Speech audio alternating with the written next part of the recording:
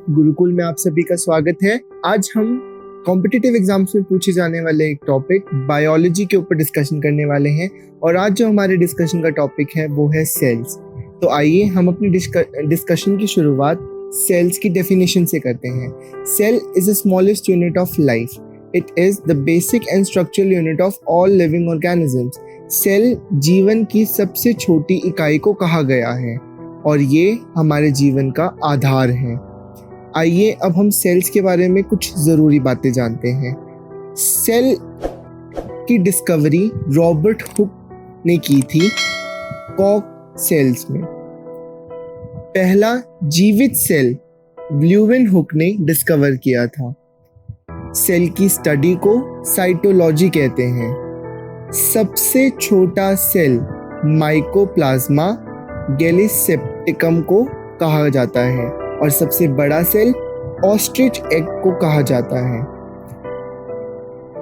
और human body में पाए जाने वाला सबसे बड़ा सेल है फीमेल ओवम सेल और सबसे छोटा सेल जो ह्यूमन बॉडी में पाया जाता है उसे ग्रेन्यूल सेल्स या रेड ब्लड सेल्स भी कहा जाता है।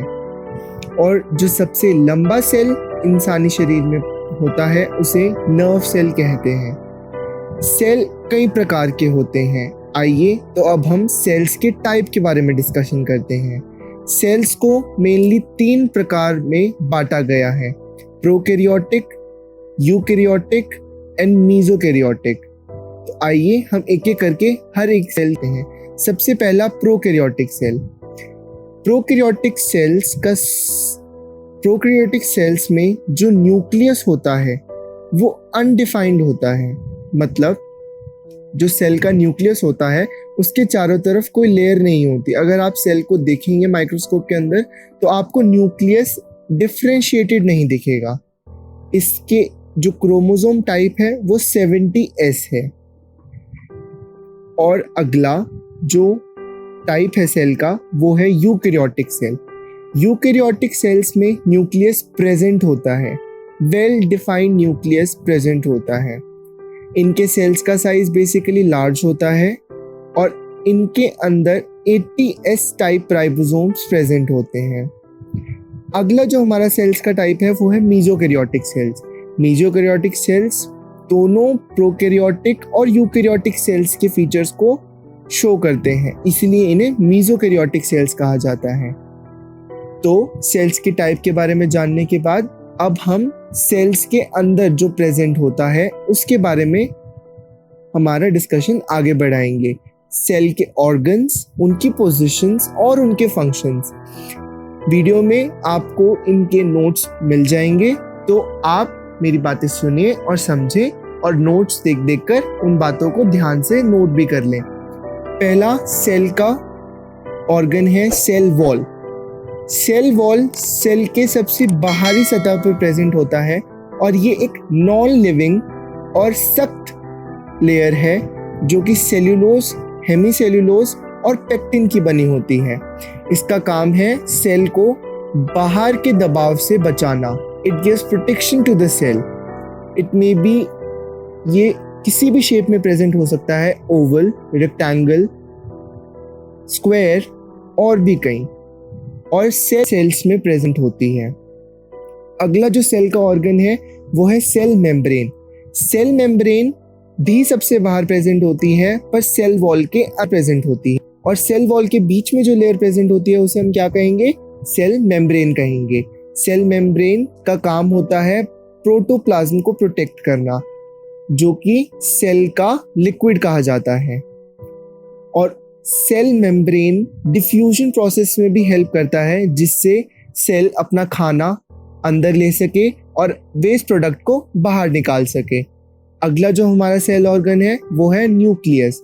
न्यूक्लियस की डिस्कवरी रॉबर्ट ब्राउन ने की थी और इसकी पोजीशन कहाँ होगी? ये प्रोटोप्लाज्म के अंदर प्रेजेंट होता है। इसकी डबल लेयर मेम्ब्रेन होती है और ये मोस्टली सर्कुलर शेप का होता है। जो न्यूक्लियस है उसी का एक डेंस पार्ट होता है उसके अंदर, जिसे हम न्यूक्लियोलस कहते हैं, और वो हमेशा न्यूक्लियस के अंदर ही प्रेजेंट होता है। न्यूक्लियस का फंक्शन होता है कि ये सेल को फंक्शनिंग करने में हेल्प करता है। तो इसे हम control room of the cell कहते हैं, क्योंकि सेल को जितनी भी इंफॉर्मेशन मिलती है वो न्यूक्लियस से मिलती है। साइटोप्लाज्म अगला हमारा सेल ऑर्गन है। साइटोप्लाज्म प्रोटोप्लाज्म में सिचुएटेड होता है। इसकी डिस्कवरी परकिंजी ने की थी। ये एक जेली लाइक स्ट्रक्चर है और ये सेल की ऑर्गन्स को अपने अंदर बांध के रखता है। जैसे हम देखें तो हमारे शरीर के जितने भी ऑर्गन्स हैं, पेट, फेफड़े, इन सब को हमारे शरीर के अंदर का लिक्विड संभाल के रखता है। इसी तरीके से सेल के अंदर जो उसके ऑर्गन्स हैं, जैसे mitochondria, Golgi bodies, centrosomes, plastid, इन सब को संभालने का काम प्लाज्मा मेम्ब्रेन होता है। प्लाज्मा मेम्ब्रेन का फंक्शन भी हमें समझ में आ गया। इंटरनल सेल ऑर्गन्स को प्रोटेक्ट करता है और उसकी पोजीशन भी हमें समझ में आ गई कि वो कहाँ प्रेजेंट है, सेल मेम्ब्रेन के अंदर। ठीक है, अब अगला जो हमने सेल के ऑर्गन्स पढ़े हैं उनमें पहला है माइटोकॉन्ड्रिया। माइटोकॉन्ड्रिया की डिस्कवरी कॉलिकर ने की थी। ठीक है, हमें जितनी भी डिस्कवरीज मैं आप लोगों को बता रहा हूँ कि किस ऑर्गन की डिस्कवरी किसने की थी। हमने जैसे देखा सेल की डिस्कवरी किसने की थी, रॉबर्ट हुक ने की थी। न्यूक्लियस की डिस्कवरी किसने की थी, रॉबर्ट ब्राउन ने की थी। साइटोप्लाज्म की डिस्कवरी पार्किंजी ने की थी। और अब माइटोकॉन्ड्रिया की डिस्कवरी किसने की है, कॉलिकर ने। तो आप सभी डिस्कवरीज को ध्यान से याद करना, क्योंकि डिस्कवरीज के ऊपर क्वेश्चन मोस्ट फ्रीक्वेंट पूछे जाते हैं। अब हम आते हैं वापस माइटोकॉन्ड्रिया पर। Mitochondria powerhouse of the cell कहा जाता है। ये साइटोप्लाज्म में प्रेजेंट होता है और ये प्लांट और एनिमल दोनों के सेल्स में प्रेजेंट होता है। माइटोकॉन्ड्रिया भी बाइलेयर्ड स्ट्रक्चर है। इसकी 2 लेयर्स प्रेजेंट है। बाहरी लेयर राउंड शेप होती है और अंदरूनी लेयर में कर्व्स प्रेजेंट होते हैं, फोल्डिंग्स प्रेजेंट होती हैं। और फोल्डिंग्स का क्या काम होता है कि वो सरफेस एरिया इंक्रीज करता है किसी भी प्रोसेस के लिए, और उन फोल्डिंग्स को हम कहते हैं सिस्टे। और माइटोकॉन्ड्रिया को powerhouse of the cell इसलिए कहा जाता है क्योंकि माइटोकॉन्ड्रिया में एनर्जी जनरेट होती है और सेल की एनर्जी करेंसी क्या है, ATP, एडेनाइन ट्राइफॉस्फेट। इसका सिंथेसिस माइटोकॉन्ड्रिया के अंदर होता है, इसीलिए माइटोकॉन्ड्रिया को powerhouse of the cell कहते हैं। ये सेल को फंक्शनिंग करने में जितनी एनर्जी चाहिए होती है वो कौन प्रोवाइड करता है, माइटोकॉन्ड्रिया प्रोवाइड करता है। अगला जो हमारा सेल ऑर्गन है वो है गोल्गी बॉडीज। गोल्गी बॉडीज की डिस्कवरी अगेन फिर इंपॉर्टेंट, गोल्गी बॉडी की डिस्कवरी किसने की है, कैमिलियो गोल्गी ने। गोल्गी बॉडीज भी सिंगल लेयर मेम्ब्रेन स्ट्रक्चर है। ये न्यूक्लियस को कवर करती हैं। ये सर्कुलर शेप्ड होती हैं और ये पैरेलली अरेंज्ड होती है न्यूक्लियस के साथ। और प्लांट सेल और एनिमल सेल, हर लिविंग सेल के अंदर क्या गोल्गी बॉडीज प्रेजेंट होती हैं। अब गोल्गी बॉडीज के फंक्शन पे बात आती है। तो गोल्गी बॉडीज का फंक्शन क्या है, वो प्रोटीन को स्टोर करती है लिपिड्स के साथ और उन्हें प्रोड्यूस करती है इन एंडोप्लाज्मिक रेटिकुलम। बेसिकली न्यूक्लियस के चारों तरफ रेटिकुलम सराउंड करता है और उस एंडोप्लाज्मिक रेटिकुलम से ये सर्कुलर गोल्गी बॉडीज अटैच रहती हैं उनके पास। तो जो भी लिपिड्स और प्रोटीन्स एंडोप्लाज्मिक रेटिकुलम प्रोड्यूस करता है उन्हें स्टोर करने का काम करती हैं गोल्गी बॉडीज। ठीक है, अब हम आते हैं अपने अगले ऑर्गन पे जिसका नाम है प्लास्टिड। प्लांट सेल में ही पाया जाता है, ये स्पेसिफिकली प्लांट सेल का ही एक ऑर्गन है।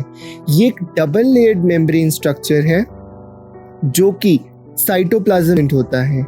ये 2 तरीके का होता है, क्लोरोप्लास्ट एंड क्रोमोप्लास्ट। पहले हम पढ़ते हैं क्रोमोप्लास्ट के बारे में। क्रोमोप्लास्ट एक कलरफुल स्ट्रक्चर होता है। ठीक है, फिर आते हैं अब ल्यूकोप्लास्ट में। ये कलरलेस स्ट्रक्चर होता है और ये रूट्स में होता है। ठीक है, अब क्लोरोप्लास्ट के भी 4 टाइप्स। पहला है क्लोरोप्लास्ट, अगला है फियोप्लास्ट और अगला है रीडोप्लास्ट। पहला है क्लोरोप्लास्ट। क्लोरोप्लास्ट ग्रीन कलर का होता है और ये फोटोसिंथेसिस में हेल्प करता है। अब फोटोसिंथेसिस क्या होती है? फोटोसिंथेसिस एक ऐसा प्रोसेस है जिससे पौधा सूरज की रोशनी से खाना बनाता है अपना, इसीलिए क्लोरोप्लास्ट को किचन ऑफ द सेल भी कहा गया है। अगला है फियोप्लास्ट। फियोप्लास्ट को बफ सेल्स बोलते हैं। ये फ्रूट्स और सीड्स में प्रेजेंट होता है। अगला आता है रीडोप्लास्ट और रीडोप्लास्ट रेड कलर का होता है। आप रीडो के रेड से याद कर सकते हैं कि रीडोप्लास्ट रेड कलर का होता है।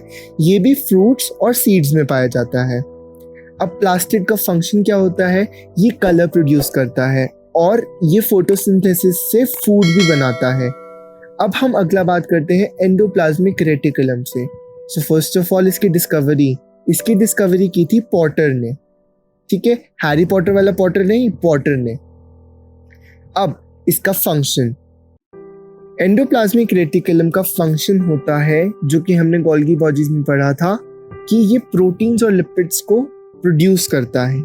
तो ये केमिकल रिएक्शंस में हेल्प करता है जो साइटोप्लाज्म में होती हैं। और ये कहाँ प्रेजेंट होता है? ये एक नेटवर्क ऑफ ट्यूब्यूल्स होते हैं जो कि न्यूक्लियस के अराउंड प्रेजेंट होते हैं, ठीक है। हम इसकी पिक्चर आपको डिस्प्ले कर देंगे। एंडोप्लाज्मिक रेटिकुलम के दो पार्ट्स हैं, पहला ट्यूब्यूल्स और दूसरा वेसिक्यूल्स, ठीक है।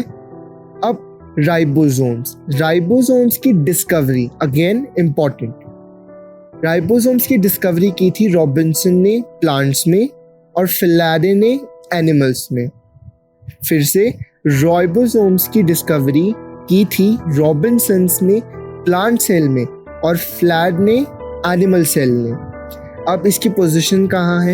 ये ग्रेन्यूल लाइक स्ट्रक्चर्स होते हैं जिन्हें हम राइबो न्यूक्लियोप्रोटीन भी कहते हैं, जो कि एंडोप्लाज्मिक रेटिकुलम के ऊपर अटैच हो जाते हैं जाके, ठीक है। इनका काम होता है प्रोटीन बनाना, जो कि फर्दर एंडोप्लाज्मिक रेटिकुलम में प्रोसेस होता है, फिर वो जाता है गोल्गी बॉडीज में और फिर गोल्गी बॉडीज उन्हें स्टोर कर लेती हैं, जो कि हमने गोल्गी बॉडीज में पढ़ा था, अगर आप लोगों को याद हो तो। अगला हमारा ऑर्गन जो है वो है lysosomes. Lysosomes animal cell specific है, ये सिर्फ और सिर्फ एनिमल सेल्स में पाया जाता है। अब मैं यहाँ पे आप लोगों से एक क्वेश्चन पूछता हूँ। हमने एक और ऐसा ऑर्गन पढ़ा है जो स्पेसिफिकली प्लांट सेल में पाया जाता है। क्या आप लोग उस ऑर्गन का नाम बता सकते हैं? वीडियो पॉज करें और थोड़ा सोचें।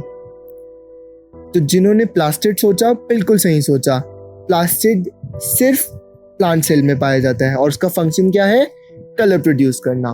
अब आते हैं लाइजोसोम्स पे ही। लाइजोसोम्स की डिस्कवरी की थी डी डूव ने। फिर से डी डूव ने। इसकी स्पेलिंग ध्यान से देख लीजिएगा, थोड़ा फनी है बट इंटरेस्टिंग है। लाइजोसोम्स एनिमल सेल स्पेसिफिक हैं और ये क्या करते हैं? ये ब्लैडर लाइक स्ट्रक्चर क्रिएट करते हैं। और ब्लैडर का फंक्शन क्या होता है? वो एक बैग लाइक होता है, बैग जो अंदर कुछ स्टोर करे, ठीक है। ये मेम्ब्रेनस होता है, सिंगल लेयर मेम्ब्रेन होता है। लाइजोसोम्स का मेन फंक्शन है कि इसे सुसाइडल बैग बोलते हैं। सुसाइड मतलब सेल्फ डेथ। जब सेल को कोई खतरा होता है या सेल की लाइफ खत्म होने वाली होती है तो लाइजोसोम ब्लैडर रप्चर हो जाता है और इसके अंदर कुछ सर्टेन एंजाइम्स होते हैं जो सेल को ही खत्म कर देते हैं। तो ये सेल का सुसाइडल बैग है जिसको जैसे ही सेल खोलेगा वो मर जाएगा। और इसका एक और फंक्शन है कि ये एक्स्ट्रा सेलुलर थिंग्स मटेरियल्स को डाइजेस्ट करता है, कि सेल के अंदर कोई ऐसी चीज़ एंटर कर गई जो सेल के लिए हार्मफुल है या सेल की नहीं है, तो ये उसको अपने अंदर इंगल्फ कर लेता है और उसको डिस्ट्रॉय कर देता है। आखिरी और लास्ट जो हमारा ऑर्गन है वो है वैक्यूल्स। वैक्यूल्स भी दोनों में प्रेजेंट होते हैं, एनिमल सेल में भी और प्लांट सेल में भी।